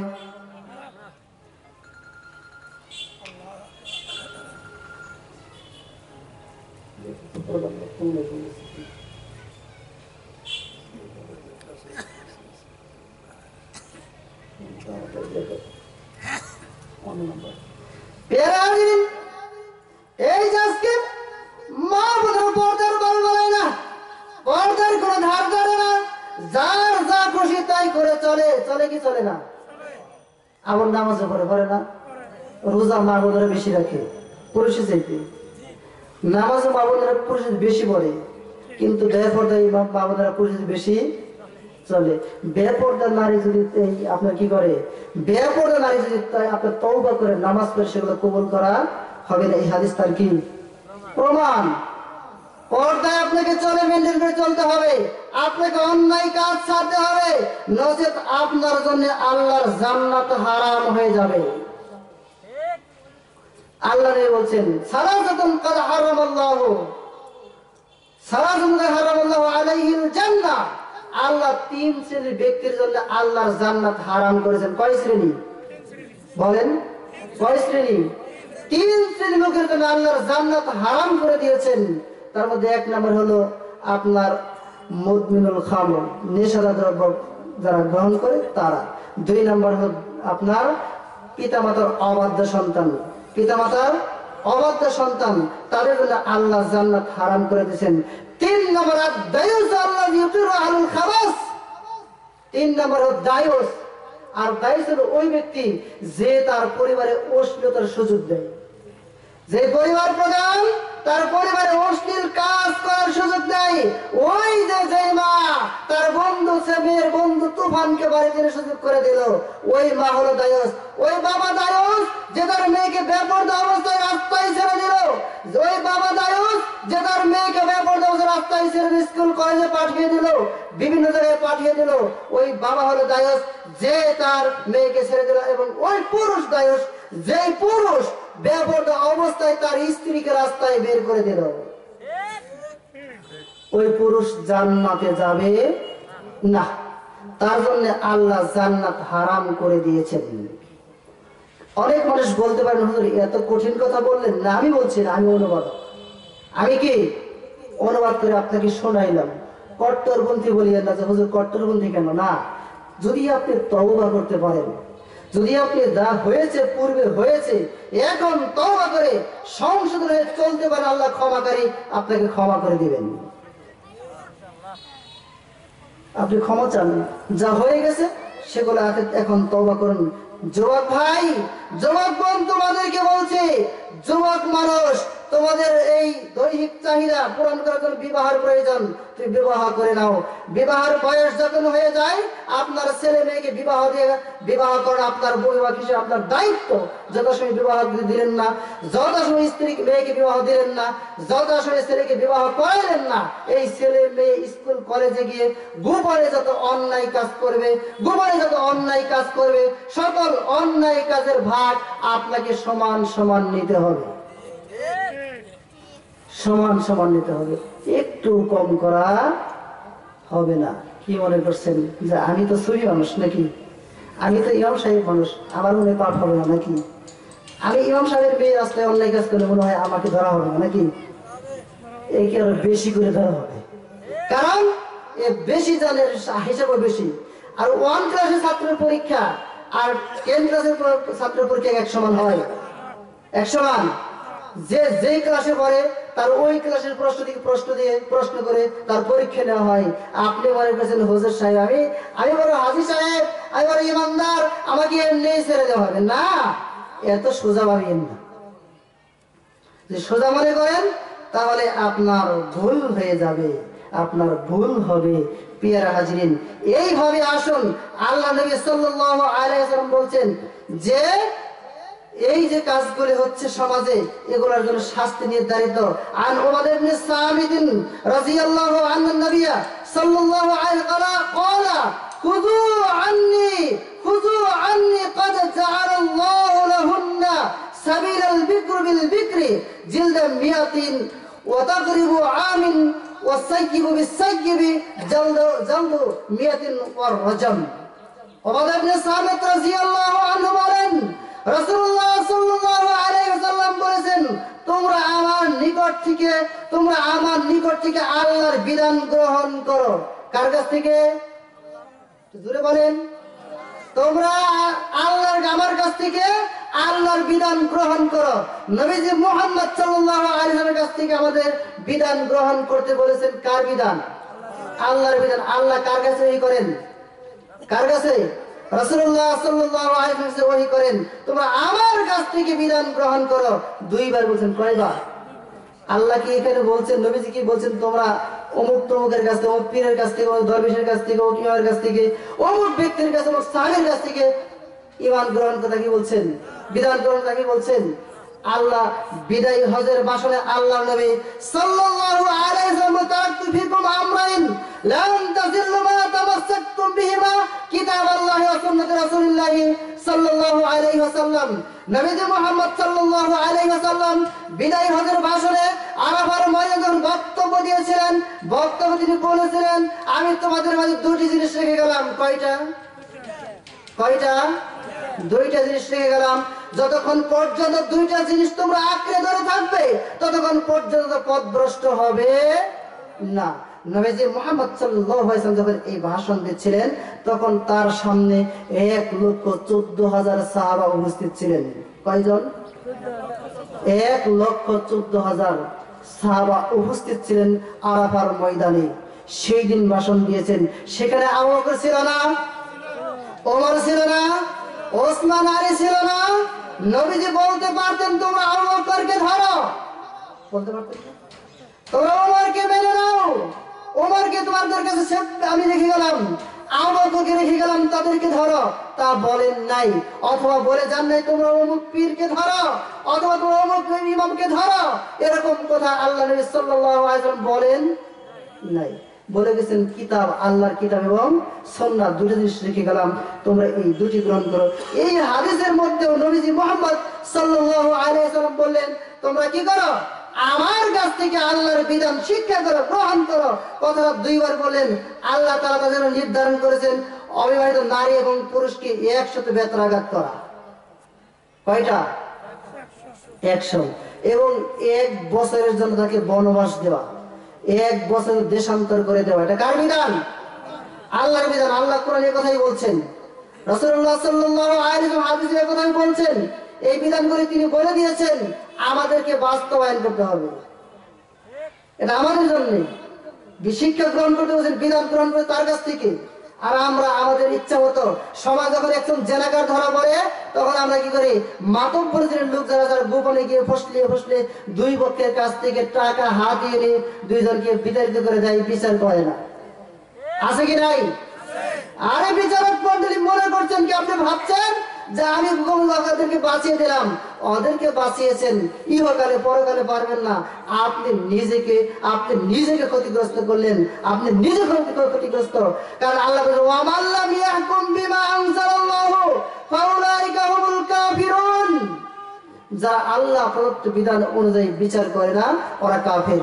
অন্যত্র বলে জালেম, অন্যত্র তারপরে বলে ফাসিক। যাবেন কোথায়? রাস্তা আছে? বিচারক তো মনে করছে আমি ওকে ছেড়ে দিলাম, আমি বেঁচে গেলাম। না, এত সোজা না, বাঁচা যাবে না। আমাকে আপনাকে সকলকে ধরা হবে। অভিভাবক আপনি হয়েছেন, আপনাকে অবশ্যই দায়িত্ব পালন করতে হবে, নচেত আপনাকে দায়িত্ব সম্পর্কে জিজ্ঞেস করা হবে। আপনার দায়িত্বের খাতায় আপনার নাম যাবে, আপনি দায়ুস। আপনার ছেলে আপনার মেয়ে কার সাথে উঠা বসা করে, আপনি বাড়িতে আসছে, ছেলে মেয়ে বাড়িতে এসে বলছে আগামী 16 ডিসেম্বর আমাদের প্রতিষ্ঠান থেকে, আগামী 16 ডিসেম্বর আমাদের প্রতিষ্ঠান থেকে সেই জাফলং যাবে, সিলেট যাবে, ইত্যাদিতে বিভিন্ন জায়গায় শিক্ষা সফরে যাবে, হানিমুনে যাবে, পিকনিক স্পটে যাবে। মা আমিও যেতে চাই, তোমার সাথে যাওয়ার তো কেউ নাই। না কেন? আমার বন্ধু তুফান তো আছে। আপনার মেয়েকে আপনি তুফানের হাতে ছেড়ে দিলেন, তাই না? চাচাতো বোন চাচাতো ভাইয়ের সাথে, ফুফাতো বোন চাচাতো ভাইয়ের সাথে যায় না? ফুফাতো ভাইয়ের সাথে ফুফাতো বোন, খালাতো বোন, মামাতো বোন ইত্যাদি ইত্যাদি, এরকম চাচাতো ফুফাতো খালাতো ভাই বোন একত্রে। এমনকি স্কুলের আপনার কেউ ক্লাসমেট, আপনার বন্ধু বান্ধব একত্রে হানিমুনে যায়, পাঠিয়ে দেন। আপনার দায়স পাওয়া, আপনার দায়স পাওয়া, আপনার দায়স, আপনি অন্যায় কাজ করেছেন। এটা বৈধ? অনেকে বলে হুজুর এটা তো সমস্যা, কেন? আমরা কি করি, আমাদের ছেলের মতো দেখি, ও আমাদের ছেলে, ও আমাদেরই লোক, ও আমাদের ক্ষতি করবে না। আপনি জানেন, যখন একই জায়গায়, যখন একই ঘরে নির্জনে দুইজন, একজন নারী একজন পুরুষ, একজন নারী একজন পুরুষ, একজন নারী একজন পুরুষ, যুবক যুবতী অথবা বিবাহিত আর অবিবাহিত হোক, যখন দুইজন একই জায়গায় বসবাস করে, নির্জনে একটা ঘরে অবস্থান করে, অথবা নির্জনে এক জায়গায় কথাবার্তা বলে, তখন মাঝখানে আরেকজন লোক থাকে, সে কে? শয়তান। শয়তান মনে হয় আপনার পরম বন্ধু নাকি? শয়তান পরম বন্ধু না? কথা বলেন না কেন? পরম বন্ধু। শয়তান যখনই আপনি দুইজন নারী এবং পুরুষ একত্রে থাকবেন, দুইজন নারী এবং পুরুষ, যুবক যুবতী যখন একত্রে বসবাস করবেন, একত্রে নির্জনে কথাবার্তা বলবেন, সেটা হোক আপনার ঘরের ভিতরে, সেটা হোক আপনার পিকনিক স্পটে, সেটা হোক আপনার চিড়িয়াখানায়, সেটা হোক আপনার ওই যে কি বলে, আপনার বিভিন্ন পার্ক, বিভিন্ন পার্কে বসে কথা বলছেন, গাছতলায় আর বাসতলায়, যেখানে বসে কথা বলছেন, ওখানে শয়তান আছে কি নাই? আছে। আরে আজকের যুবক যুবতী রাতের অন্ধকারে গোপনে দেখা করেন, তখন দুইজনে বলে এখানে আমি আর তুমি ছাড়া কেউ নাই। বলে কি বলে না? এই গাছপালা বৃক্ষ তোলা সাক্ষী থেকো, গাছপালা বৃক্ষ তোলাকে সাক্ষী রেখে তারা অবৈধ কাজ করে, মনে করে সাক্ষী তো আছে, এটা বৈধ হয়েছে। বলে না? গাছপালা কি সাক্ষী রাখে? এগুলো সাক্ষী রেখে বিবাহ হয়? সাক্ষী উপস্থিত থাকতে হয়, বিবাহের জন্য সাক্ষীর প্রয়োজন। সেখানে উপস্থিত থাকতে, অনুপস্থিত ব্যক্তির সাক্ষী আমাদের দেশে আছে নাই? অবস্থিত বিদেশে আছে, তাকে কি করে উকিল বাপ, উকিল বাপ বলে কি বলে না? উকিল বাপ বলতে কোনো বাপ কি পৃথিবীতে আছে? আছে? ইসলামের ইতিহাসে নাই, ইসলামের হাদিসে নাই, কোরআনে নাই। মানুষ আছে কই জানো? আরে জন্মদাতা, এই যে কি উরসের কন্যার চাইতে নিজের এই যে জন্মদাতা মেয়ের চাইতে উকিল মেয়ের দায়িত্ব বেশি, বলে না? কথা বলে না কেন? বলে না? আরে উকিল মেয়ের দায়িত্ব বেশি। আপনি যখন মারা যান, মারা যাওয়ার সময় আপনার উকিল মাইকে কয়দিন আপনার পরিত্যক্ত সম্পত্তিতে উত্তরাধিকারী বানিয়েছেন? বুঝেন নাই? আপনি মারা যাওয়ার পরে আপনার সম্পত্তি ভাগ করে নেওয়ার সময় আপনার ছেলেমেয়েরা আপনার উকিল মেয়েকে দিছে? দেয়? তাহলে দায়িত্ব কতটুকু বেশি পালন করলেন? যখন মারা যান তখন তো আপনি কি করেন? মারা যাওয়ার সময় বা পূর্বেই আপনার ছেলে নামে মেয়ের নামে সব সম্পত্তি দেখে দিয়ে যান। বিশেষ করে মেয়েদেরকে বাদ দিয়ে ছেলেদেরকে দিয়ে যায়, এরকম লোক আছে কি নাই? যেই পুরুষ মানুষ, যেই বাবা মেয়েদেরকে বাদ দিয়ে ছেলেদেরকে সম্পদ লিখে দিয়ে গেল, অথবা এক ছেলেকে বাদ দিয়ে বাকি ছেলেদেরকে দিয়ে গেল, ওই বাবার ঠিকানা হবে জাহান্নাম। ওই বাবা কি করলো? যখন ওই দলের সিগনেচার করলো, দলের সিগনেচার করার সঙ্গে সঙ্গে আমি আমার ভাষাই বলি, লোকটা জাহান্নামের টিকেটে সিগনেচার করলো। না, আপনাকে আল্লাহ সম্পদ দিয়েছেন ভোগ করার জন্য। কি করার জন্য? আল্লাহ আপনাকে সম্পদ দিয়েছেন খাবার জন্য, ভোগ করার জন্য, মাতব্বরি করার জন্য নয়। আল্লাহ মাতব্বরি নিজের হাতে রেখে দিয়েছেন। ওই সম্পদ বন্টন নীতি আল্লাহ কোরআনে দিয়েছেন। যেই নীতি আল্লাহ দিয়েছেন ওই নীতি বন্টন হবে, আপনার মাতব্বরি চলবে না। আরে পৃথিবীতে উকিল মা আছে নাই? উকিল বোন আছে নাই? উকিল ভাই আছে নাই? কথা বলেন। উকিল বোন আছে, মা আছে, ভাই আছে, শ্বশুর আছে, শাশুড়ি আছে, সব উকিল আছে না নাই? উকিল বউ আছে কি? কেন? সবই যদি উকিল থাকে, উকিল বউ কেন হলো না? উকিল মানে সাক্ষী। উকিল মানে কি? সাক্ষী। সে হলো আপনার বিবাহের সাক্ষী, সে আপনার বাবা নয়। আর এই সাক্ষীটা উপস্থিত ব্যক্তি হতে হবে, উপস্থিত প্রাপ্ত বয়স্ক হতে হবে। অপ্রাপ্ত বয়স্ক ব্যক্তির সাক্ষী গ্রহণযোগ্য হবে না। পেয়ারা হাজির, যে কথা বলতেছিলাম, আপনার মেয়েকে ছেড়ে দিলেন, এরকম চাচাতো ফুফাতো খালাতো ভাই বোনের সাথে একত্রিত করে পাঠিয়ে দিলেন। ও পাঠিয়ে দেওয়ার পর অন্যায় কাজ করলো, আপনি সমান অপরাধী, আপনাকে এই পাপ ভোগ করতে হবে। আর বলছেন আমি ওকে নিজের ছেলে মনে করি, ও আমার আপনজন, ও আমার খালাতো ভাই, ওরকম তুফান ওরকম ছেলে না। আরে পুরুষ মানুষ আছে, ছেলে এরকম না। পুরুষ মানুষ ছেলে এরকম না। পুরুষ হলো মম, আর নারী হলো কি? আগুন। নারী কি? আগুন।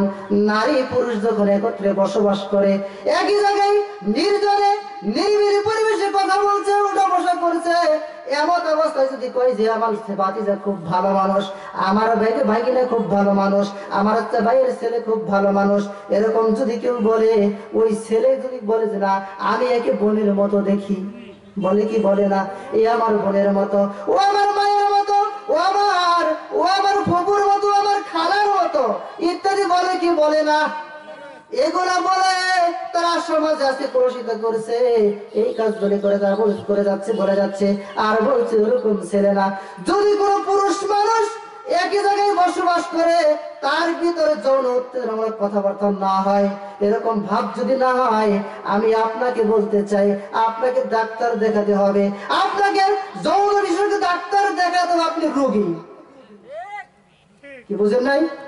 যেই পুরুষ মানুষ নারী মানুষ দেখার পরে, যেই পুরুষ মানুষ নারীকে দেখার পরে, একজন গায়ের মুহরিম মহিলাকে দেখার পরে তার ভিতরে এরকম কোন কল্পনা জল্পনা আসবে না।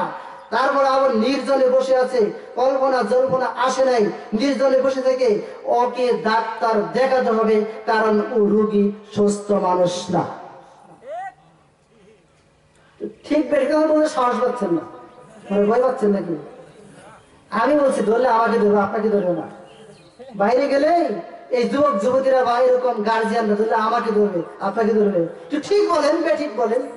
প্রিয় হাজিরিন, এই কাজগুলো বর্জন করতে হবে।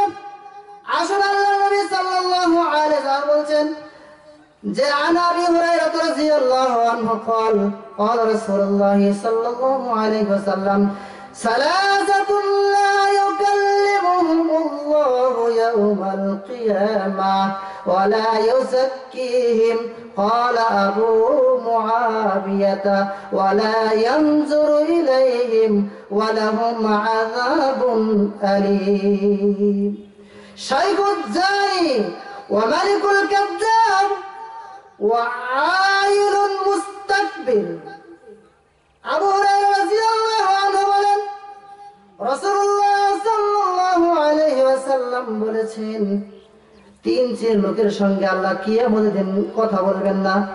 তিন শ্রেণীর লোক আছে, তাদের সাথে আল্লাহ কথা বলবেন না। কয় শ্রেণী? কয় শ্রেণী? তিন শ্রেণীর মানুষ আছেন, তিনটা পাপ আছে। এর কোন একটা পাপ যদি কেউ করে আল্লাহ তাদের সাথে কথা বলবেন না।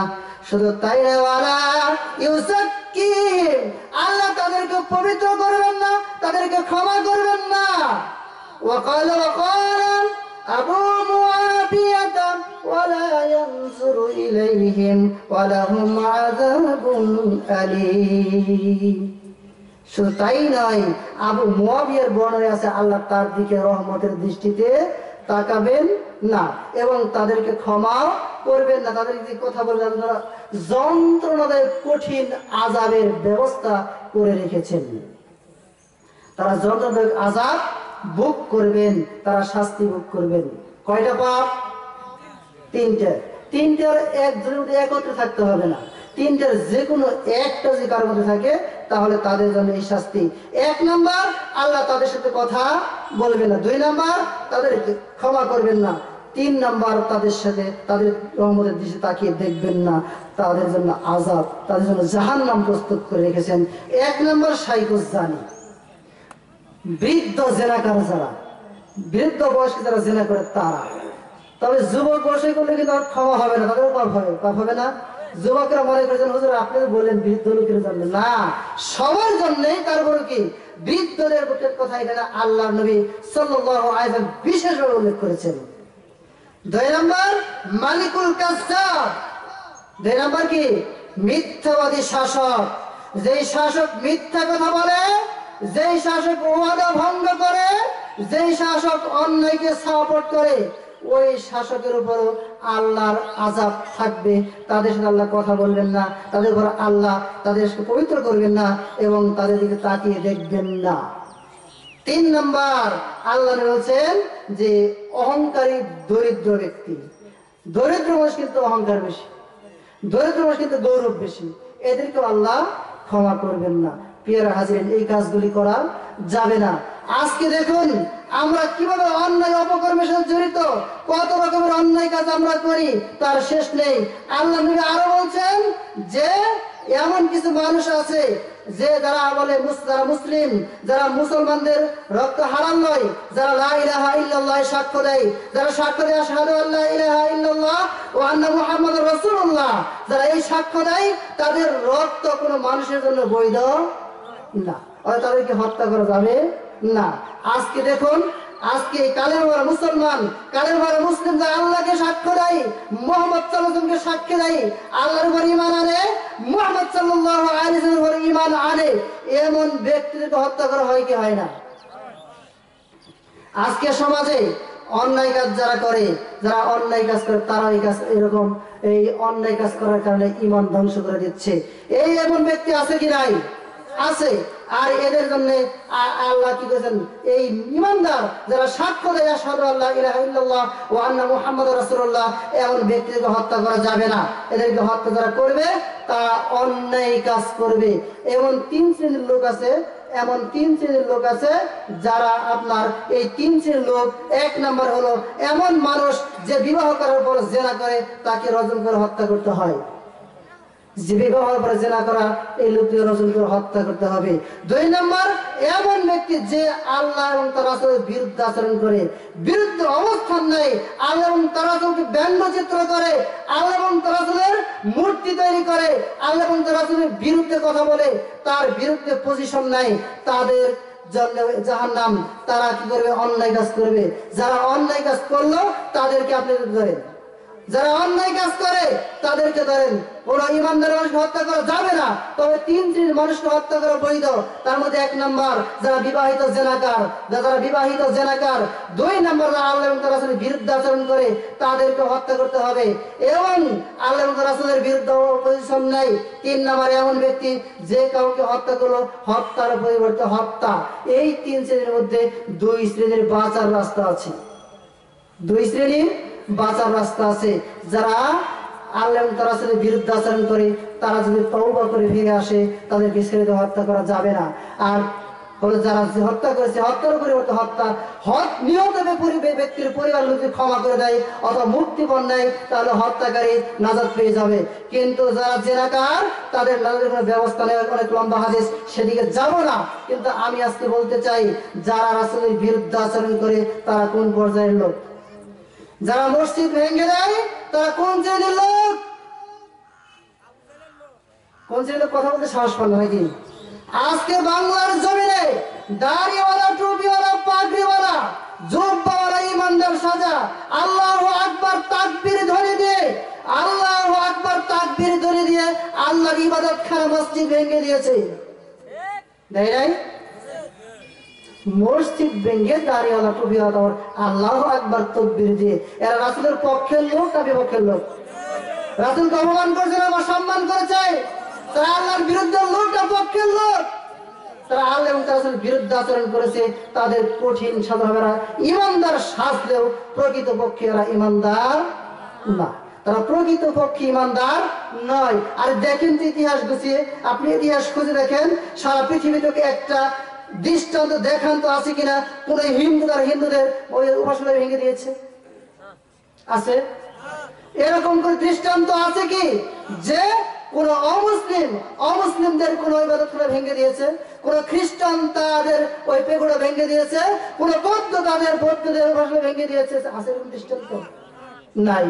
আপনি পৃথিবীতে সবচেয়ে জঘন্যতম একটা ইতিহাস তৈরি করলেন যে আপনি মুসলমান হয়ে মুসলমানদের ইবাদতখানা আল্লাহর মসজিদ ভেঙে দিয়েছেন। আপনি আল্লাহ এবং তার রাসূলের বিরুদ্ধে আচরণ করেছেন। আমি আর আমার বক্তব্য সামনে বাড়াচ্ছি না, কারণ অনেক লম্বা কথা, সংক্ষিপ্ত সময়ে যে কথাগুলি বললাম আমাদেরকে এগুলিকে বাস্তবায়ন করতে হবে।